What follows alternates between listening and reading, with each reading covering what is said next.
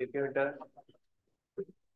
हमने कल जो है वो मैक्सवेल की प्रिडिक्शंस पढ़ी थी, जिसके अंदर हमने ये पढ़ा था कि मैक्सवेल ने इलेक्ट्रोमैग्नेटिक वेव्स के बारे में क्या प्रिडिक्ट किया था। तो मैक्सवेल की प्रिडिक्शन के मुताबिक पहली चीज ये थी कि जब इलेक्ट्रिक फील्ड चेंज होगी तो मैग्नेटिक फील्ड बनती है, और चेंजिंग इलेक्ट्रिक फील्ड जो होती है वो चेंजिंग मैग्नेटिक फील्ड बनाती है। वो इलेक्ट्रिक और मैग्नेटिक फील्ड्स दोनों मिलके कंबाइंड जो दोनों होती हैं वो दोनों मिलके इलेक्ट्रो मैग्नेटिक वेव बनाती है। तो अब उसके मैकेनिज्म को हम समझते हैं कि इलेक्ट्रोमैग्नेटिक वेव्स को किस तरह से बनाया जाता है। ठीक है, तो इसको हम देखते हैं बेटा कि production of electromagnetic waves, EM waves. देखें, इलेक्ट्रोमैग्नेटिक वेव्स जो होती है, electromagnetic waves are received and produced by antenna. Electromagnetic waves जो पैदा होती है या इलेक्ट्रोमैग्नेटिक वेव्स जो रिसीव होती है, उसके लिए हमेशा एंटीना की जरूरत पड़ती है। एंटीना के सिवा इलेक्ट्रोमैग्नेटिक वेव्स न बनती है और न ही एंटीना के सिवा रिसीव होती है। जैसे मोबाइल है, उसके अंदर आप कोई एंटीना नहीं देखते, लेकिन मोबाइल के अंदर एक एंटीना लगी होती है। हर वो चीज जो इलेक्ट्रोमैग्नेटिक वेव्स पैदा करती है और हर वो चीज जो इलेक्ट्रोमैग्नेटिक वेव्स रिसीव करती है, उसमें हमेशा एंटीना लगी होती है। और electromagnetic waves, EM waves are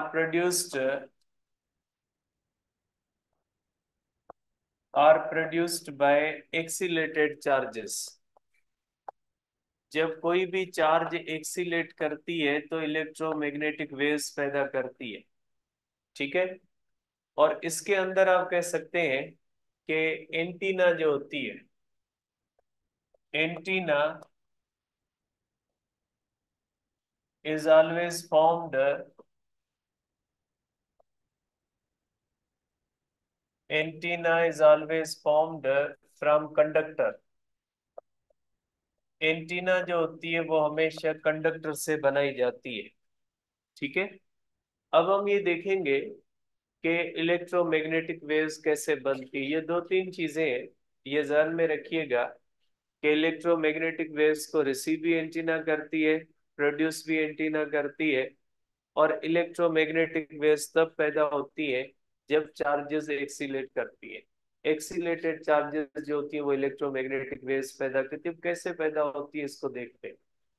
अब इसके लिए जो एंटीना होती है, इसके दो हिस्से होते हैं बेटा। इलेक्ट्रोमैग्नेटिक वेव्स को प्रोड्यूस करने के लिए जो एंटीना होती है उसके दो हिस्से होते हैं बेटा। आप कह लें कि इस तरह से इलेक्ट्रोमैग्नेटिक वेव्स को प्रोड्यूस करने के लिए एंटीना के दो हिस्से लिए जाते हैं, दो कंडक्टर्स लिए जाते हैं पहले में। इस तरह से आप कह लें कि ये दो कंडक्टर्स है, ये इस तरह से एंटीना बनती है। और यहाँ पे मेरे हाथ की जगह पे एक डिवाइस लगा होता है जिसको कहा जाता है एसी ओसिलेटर, या सिंपली ट्रांसफार्मर लगा होता है इसके अंदर, जिसको हम कहते हैं एलसी सर्किट। इसके अंदर क्या होता है, इस तरह से एक सेकेंडरी कॉइल होती है। ठीक है, सेकेंडरी कॉइल के अंदर ये दोनों रॉड्स लगी होती है बेटा।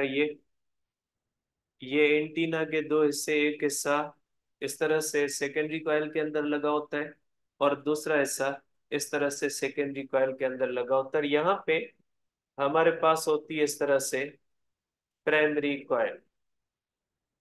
प्राइमरी कॉइल को हम देते हैं एसी करंट, ठीक है, और इसको हम कहते हैं एलसी सर्किट।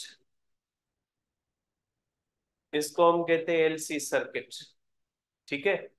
अब ये सर्किट जो होता है ये 4 स्टेप्स में काम करता है, ठीक है ना।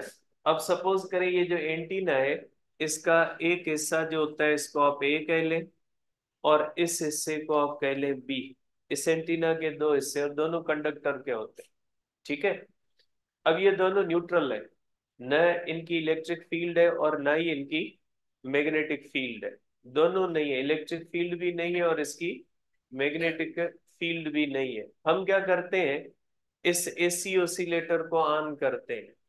जब हम इस एसी ओसिलेटर को ऑन करेंगे तो ये क्या करता है कि इसके इलेक्ट्रॉन्स को इसकी तरफ भेजता है, ठीक है। इस रॉड के इलेक्ट्रॉन्स को ये इस तरफ भेजता है। अगर इसके इलेक्ट्रॉन इस तरफ चले जाएंगे तो ये रॉड क्या होना शुरू हो जाएगी, निगेटिव चार्ज होना शुरू हो जाएगी, और ये क्या होना चाहिए शुरू होगा, पॉजिटिव चार्ज होना शुरू हो जाएगा। और जैसे जैसे इसके ऊपर निगेटिव चार्ज बढ़ती जाएगी तो आपको पता है कि इलेक्ट्रिक फील्ड बनती है, और इसकी इलेक्ट्रिक फील्ड जो बनती है वो फ्रॉम पॉजिटिव टू निगेटिव। जैसे जैसे नीचे वाली रॉड ज्यादा चार्ज पॉजिटिव चार्ज होती जाएगी और ऊपर वाली रॉड जितनी ज्यादा निगेटिव चार्ज होती जाएगी तो इसकी इलेक्ट्रिक फील्ड बनती जाएगी, और ये इलेक्ट्रिक फील्ड इस तरह से सराउंडिंग में फैलती जाएगी, ठीक है। तो आप देख सकते हैं कि यहाँ पे अगर आप किसी भी जगह पे इलेक्ट्रिक फील्ड का डायरेक्शन देखोगे तो ये कर्व्ड इलेक्ट्रिक फील्ड बनती है, और कर्व्ड इलेक्ट्रिक फील्ड का जो होता है ये इलेक्ट्रिक फील्ड का डायरेक्शन होता है हमेशा टेंजेंट से हम देखते हैं। तो पहले मरहले के अंदर ऑसिलेटर क्या करता है, एंटीना के एक हिस्से के इलेक्ट्रॉन दूसरी तरफ भेजता है, और नतीजा ये निकलता है कि नीचे वाला जो हिस्सा एंटीना का है ये पॉजिटिव हो रहा है और ऊपर वाला क्या हो रहा है, निगेटिव हो रहा है। जैसे जैसे ये ज्यादा पॉजिटिव चार्ज हो रहा है और ये ज्यादा निगेटिव चार्ज हो रहा है तो इसकी इलेक्ट्रिक फील्ड बन रही है, और वो इलेक्ट्रिक फील्ड इस तरह से सराउंडिंग में प्रोपगेट कर रही है, ठीक है। अब आप देखेंगे इस एंटीना के अंदर इलेक्ट्रॉन्स फ्लो कर रहे हैं, नीचे वाले हिस्से से इलेक्ट्रॉन फ्लो करके कहाँ पे जा रहे हैं, ऊपर वाले हिस्से में। और आपको पता है किसी भी कंडक्टर के अंदर जब चार्जेस फ्लो करती है तो वो कंडक्टर मैग्नेट बन जाता है, और उस कंडक्टर की एक मैग्नेटिक फील्ड बन जाती है। अब इसकी मैग्नेटिक फील्ड भी बन जाएगी। तो यही बात कही थी फेराडे ने, सॉरी मैक्सवेल ने, कि अगर आप इलेक्ट्रिक फील्ड को चेंज कराओगे तो मैग्नेटिक फील्ड इंड्यूस हो जाएगी। तो आप इलेक्ट्रिक फील्ड को किस तरह से चेंज करते हो, इस हिस्से को पॉजिटिव चार्ज करके और इस हिस्से को निगेटिव। इस हिस्से को पॉजिटिव चार्ज करना है, इस हिस्से को निगेटिव चार्ज करने के लिए आपने इलेक्ट्रॉन को मूव करवाया। जब इलेक्ट्रॉन ने इस कंडक्टर के अंदर फ्लो किया तो इस कंडक्टर की एक मैग्नेटिक फील्ड भी बन जाती है, ठीक है। और जिस तरह से ये इलेक्ट्रिक फील्ड इस तरह से बढ़ना शुरू करती है, इसी तरह से इसके अंदर इस तरह से मैग्नेटिक फील्ड बढ़ती है। अब मैग्नेटिक फील्ड आपको पता है, स्ट्रेट कंडक्टर की मैग्नेटिक फील्ड के लिए हम कौन सा रूल इस्तेमाल करते हैं, राइट हैंड रूल, ठीक है। अब आपको पता है इलेक्ट्रॉन अगर ऊपर जा रहे हैं, इसका मकसद है करंट का डायरेक्शन कौन सा है, डाउनवर्ड है। तो इसकी मैग्नेटिक फील्ड जो होगी वो इस तरह से बनेगी, ठीक है। मैग्नेटिक फील्ड जो बनेगी वो सर्कुलर बनेगी, ठीक है। और इस मैग्नेटिक फील्ड का जो डायरेक्शन होगा वो इस तरह से बनेगा। आप कर सकते हैं कि इसकी जो मैग्नेटिक फील्ड होती है उसका डायरेक्शन इस तरह से बनेगा, क्योंकि ये मैग्नेटिक फील्ड इस तरह से बनेगी, इस साइड पे आउटवर्ड होगा और इस साइड पे क्या होगा, इनवर्ड होगा। और ये इस तरह से मैग्नेटिक फील्ड भी इस तरह से प्रोपगेट करना शुरू कर देगी इस तरह से, ठीक है। तो फेराडे के मुताबिक जब आप इस तरह से इलेक्ट्रिक फील्ड को, सॉरी मैक्सवेल के मुताबिक जब आप इसको मैग्नेटिक इलेक्ट्रिक फील्ड को चेंज करोगे तो क्या बन जाएगी, मैग्नेटिक फील्ड बनेगी। और जिस तरह से ये इलेक्ट्रिक फील्ड इस तरह से सराउंडिंग में फैलेगी ये मैग्नेटिक फील्ड भी इसी तरह से फैलेगी। आप देख सकते हैं इलेक्ट्रिक फील्ड का डायरेक्शन अपवर्ड है, और यहाँ पे मैग्नेटिक फील्ड का डायरेक्शन जो होता है वो आउटवर्ड होता है। और आउटवर्ड डायरेक्शन को हम किससे जाहिर करते हैं? डॉट से। तो देखें इलेक्ट्रिक फील्ड और मैग्नेटिक फील्ड एक दूसरे से जो बनती है वो एक दूसरे से परपेंडिकुलर बनती है। ठीक है। और ये दोनों जो होती हैं ये दोनों मिलके एक वेव बनाती है, और उस वेव का डायरेक्शन ये होता है, ये होता है वेव का डायरेक्शन। दोनों इस तरह से प्रोपगेट कर रही है तो ये वेलोसिटी ऑफ द वेव होती है। तो इलेक्ट्रिक फील्ड, मैग्नेटिक फील्ड और इस वेलोसिटी ऑफ द वेव का डायरेक्शन एक दूसरे से क्या होता है? परपेंडिकुलर होता है। ठीक है। तो ये जो होता है ये मैकेनिज्म होता है कि एंटीना के अंदर जब हम इस तरह से चार्जेस को वाइब्रेट करवाते हैं, ठीक है, जब चार्जेस को वाइब्रेट करवाते हैं तो पहले इस हिस्से को हमने पॉजिटिव किया, इस हिस्से को नेगेटिव किया। इलेक्ट्रिक फील्ड भी इस तरह प्रोपगेट करना शुरू हुई, और मैग्नेटिक फील्ड भी इस तरह से प्रोपगेट करना शुरू हुई। इलेक्ट्रिक फील्ड का डायरेक्शन अपवर्ड है और मैग्नेटिक फील्ड का डायरेक्शन कौन सा होता है? डाउनवर्ड होता है। अब ये ऑसिलेटर क्या करता है सेकंड स्टेप के अंदर? अब मैं इसको इस तरह से बनाता हूं, ऑसिलेटर की सिंबल ये होती है। अब ये ऑसिलेटर क्या करता है कि इस हिस्से को इसने पहले पॉजिटिव किया, इसको नेगेटिव। अब ये ऑसिलेटर इसको न्यूट्रल कर देगा। जब ये न्यूट्रल हो जाएगी तो इलेक्ट्रिक फील्ड भी जीरो हो जाएगी और मैग्नेटिक फील्ड भी जीरो। अब थर्ड स्टेप के अंदर ये क्या करेगा? थर्ड स्टेप के अंदर ये करेगा, थर्ड स्टेप के अंदर इसको पॉजिटिव करेगा और इसको क्या कर देगा? निगेटिव। पहले पार्ट के अंदर इसने इसको पॉजिटिव किया, इसको निगेटिव। इलेक्ट्रिक फील्ड और मैग्नेटिक फील्ड बनी। सेकंड स्टेप के अंदर इसने इसको फिर क्या कर दिया?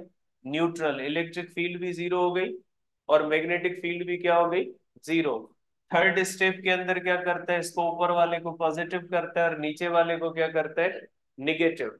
अब इसकी इलेक्ट्रिक फील्ड फिर बढ़ना शुरू हो जाएगी इस तरह से। लेकिन अब इलेक्ट्रिक फील्ड का डायरेक्शन क्या हो रहा है? इलेक्ट्रिक फील्ड का डायरेक्शन रिवर्स हो गया। अब इसी तरह से अगर आप बनाओगे तो इलेक्ट्रिक फील्ड का डायरेक्शन डाउनवर्ड हो गया। जब इलेक्ट्रिक फील्ड का डायरेक्शन इस तरह से हो गया तो देखिए करंट का डायरेक्शन इस तरह से होता है। ठीक है। तो इस तरह से होगा तो अब यहाँ पे मैग्नेटिक फील्ड का डायरेक्शन कौन सा हो जाएगा? इनवर्ड बन जाएगा। तो मैग्नेटिक फील्ड का डायरेक्शन भी चेंज हो गया। तो दोनों एक दूसरे से परपेंडिकुलर होती हैं, दोनों अगर जीरो साथ होती हैं, और दोनों डायरेक्शन भी साथ चेंज करती है। तो ये मैकेनिज्म होता है कि इस तरह से एंटीना के अंदर चार्जेस को वाइब्रेट करवाया जाता है, और इस तरह से वाइब्रेट करने से एंटीना के बाहर इलेक्ट्रिक फील्ड और मैग्नेटिक फील्ड प्रोपगेट करती है, और इलेक्ट्रिक फील्ड और मैग्नेटिक फील्ड की कॉम्बिनेशन से जो होती है वो इलेक्ट्रोमैग्नेटिक वेव बनती है। इलेक्ट्रिक फील्ड और मैग्नेटिक फील्ड एक दूसरे से परपेंडिकुलर होती है। जब वो इस तरह से आउटवर्ड ट्रेवल करती है तो दोनों साथ ट्रेवल करती है, और जब वो कॉन्ट्रैक्ट होती है तो दोनों साथ कॉन्ट्रैक्ट होती है। अगर वो जीरो होती है तो दोनों साथ में जीरो होती है। जब वो डायरेक्शन चेंज करती है तो दोनों साथ में डायरेक्शन चेंज करती है। तो ये मैकेनिज्म होता है कि जब चार्जेस को इस तरह से ओसिलेट करवाया जाता है एंटीना के अंदर, तो एंटीना से इस तरह से with the combination of changing electric field और मैग्नेटिक फील्ड इलेक्ट्रोमैग्नेटिक वेव बनती है। ठीक है। अब ये एक वेव बनती है। अगर ये वन वाइब्रेशन है, इलेक्ट्रॉन ऊपर गया, फिर इलेक्ट्रॉन वापस आया, फिर इलेक्ट्रॉन जो है वो इधर गया, तो ये पूरा वन वाइब्रेशन है। अगर किसी एंटीना के अंदर एक सेकंड में ये प्रोसेस हो रहा है तो उससे बनने वाली वेव की फ्रीक्वेंसी 1 हर्ट्ज होगी। अगर किसी भी एंटीना के अंदर ये प्रोसेस एक सेकंड में 10 बार हो रहा है तो उससे बनने वाली वेव की फ्रीक्वेंसी 10 हर्ट्ज होगी। अगर इसमें से ये एक सेकंड में ये प्रोसेस, पूरा प्रोसेस अगर 100 बार हो रहा है तो उससे बनने वाली वेव की फ्रीक्वेंसी कौन सी होगी? 100। और ये जो हमारे पास एंटीना है इसकी, ये जो एफएम रेडियो स्टेशन है, इसकी फ्रीक्वेंसी है 95.4 मेगाहर्ट्ज। इसका मकसद है कि इसकी एंटीना के अंदर जो इलेक्ट्रॉन एक सेकंड में कितनी बार वाइब्रेट कर रहे हैं, 95.4 10 पावर 6 टाइम्स वाइब्रेट कर रहे हैं। और मिट्टी का मेरे ख्याल में 100 है शायद इसका, एफएम का। इसका मकसद, एफएम का नंबर जो होता है ना, वो हमेशा उसकी सेंटर फ्रीक्वेंसी कहलाती है। एफएम अगर 100 है, इसका मकसद है उसकी सेंटर फ्रीक्वेंसी 100 मेगाहर्ट्ज है। इसका मकसद है उसके अंदर मिट्टी वाला जो रेडियो स्टेशन है, एफएम, उसकी एंटीना के अंदर ये प्रोसेस एक सेकंड में कितनी बार हो रहा है, 100 × 10 पावर 6 टाइम्स हो रहा है। तो जितनी बार ये वाइब्रेशन होती है, उतनी ही फ्रीक्वेंसी होती है वेव की। ठीक है। तो ये मैकेनिज्म होता है। इस मैकेनिज्म के थ्रू हम इलेक्ट्रोमैग्नेटिक वेव्स प्रोड्यूस कर सकते हैं। ये 4 स्टेप्स के अंदर होता है। मेरे पास इसकी पिक्चर थी, अगर है तो वो आपको दिखा देता हूँ।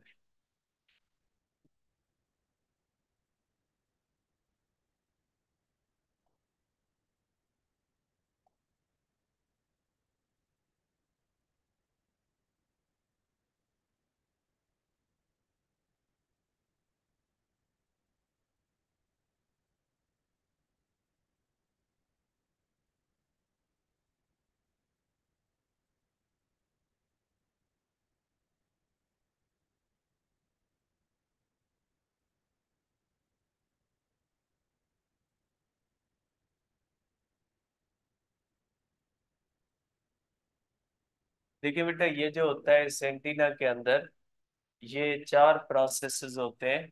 इस तरह से इलेक्ट्रोमैग्नेटिक वेव बनती है, इस तरह से। ये आप देखेंगे, ये एंटीना है। ठीक है। एंटीना के अंदर पहले ये, जब टाइम शुरुआत हम करते हैं, टाइम 0 होता है, तो ये हिस्सा पॉजिटिव बनता है और ये हिस्सा क्या बनता है, निगेटिव। तो इसकी इलेक्ट्रिक फील्ड, ये रेड कलर में इलेक्ट्रिक फील्ड है। इलेक्ट्रिक फील्ड का डायरेक्शन इस तरह से होता है, आप इसको बना सकते हैं। आप इसकी इलेक्ट्रिक फील्ड का डायरेक्शन इस तरह से बना सकते हैं। ठीक है। और इलेक्ट्रिक फील्ड का डायरेक्शन ये, और ये मैग्नेटिक फील्ड बनेगी। ठीक है। तो देखें, दोनों इस तरह से एंटीना से प्रोपागेट होती है। 1/4 ऑफ टाइम के अंदर ये एंटीना फिर न्यूट्रल होती है। फिर इसके अंदर इलेक्ट्रिक और मैग्नेटिक फील्ड्स बनती हैं, लेकिन इनका डायरेक्शन अब क्या होता है, रिवर्स होता है। फिर 0 होती है और फिर ये प्रोसेस होता है। और ये इसका जो है वो सर्किट दिखाया गया है, ये एलसी सर्किट है। इस एलसी सर्किट के साथ एंटीना है। ये आप देखें, अगर एक फील्ड है तो ये दूसरी फील्ड है। इन दोनों की कॉम्बिनेशन से ये एक वेव बन रही है, जो दोनों के साथ क्या होती है, परपेंडिकुलर होती है। तो इस तरह से एक्सिलेटेड जो चार्जेस होती हैं, वो हमेशा इलेक्ट्रोमैग्नेटिक वेव्स बनाती हैं। ये इलेक्ट्रोमैग्नेटिक वेव्स के बनने का जो है वो प्रोसेस है एंटीना के अंदर। कल हम पढ़ते हैं इसके अंदर information carried by electromagnetic waves.